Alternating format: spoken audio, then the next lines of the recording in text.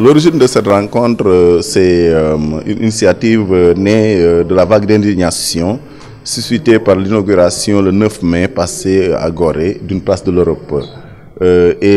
Effectivement, c'est un acte qui a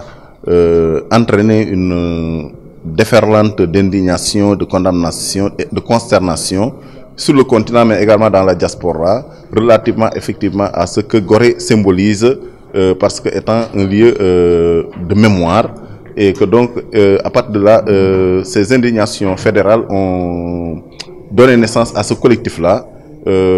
pour dire non à cette place de l'Europe à Gorée, mais également pour mener des actions allant dans le sens d'amener les autorités aussi bien municipales de Gorée que de l'État du Sénégal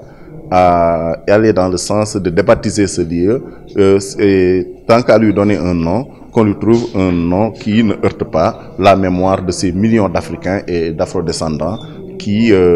pour qui Gorée symbolise un souvenir traumatique enfoui quelque part dans l'inconscient collectif, lié justement à la traite des esclaves perpétrée par l'Europe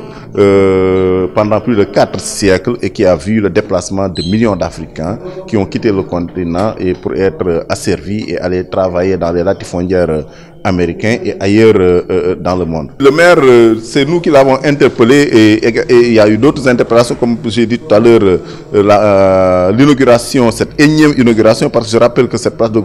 place est là depuis 2003, mais comme le dit l'écrivain Boubacar Boris Diop, l'histoire ne se hâte pas, et que donc si aujourd'hui nous sommes arrivés à un niveau de conscience tel que cela nous heurte qu'une place de l'Europe soit érigée à Gorée, cela s'explique aisément. Et quand nous l'avons interpellé, il a dit que Gorée n'appartient pas seulement à Gorée, mais au Sénégal, mais au monde entier, quoi. En voulant, n'est-ce pas, donc développer l'argument de l'universalisme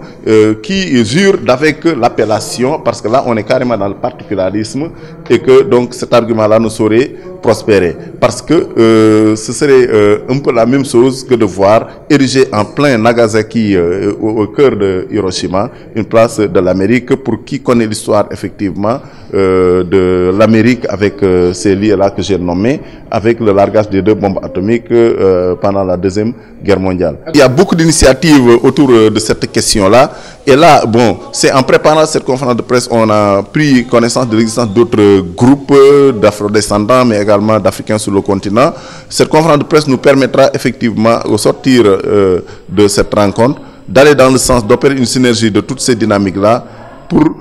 envisager les perspectives. Mais déjà, ce que nous demandons, c'est que cette place soit débaptisée, mais également que la gestion de Gorée, parce que liée à des questions mémorielles, ne soit plus seulement entre les mains d'une municipalité ou bien d'un État, parce que Gorée n'appartient pas au Sénégal, Gorée n'appartient pas aux Goréens, Gorée appartient à ces millions d'Africains pour qui Gorée risque lié, n'est-ce pas, à la symbolique d'un haut lieu de mémoire. Que effectivement la gestion et l'administration de Gorée,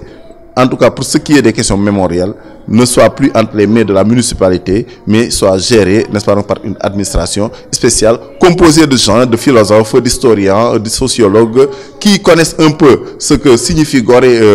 en tant que symbolique, pour éviter justement ces situations-là où on prend des décisions qui heurtent la conscience, ou bien en tout cas l'inconscient collectif de millions de personnes.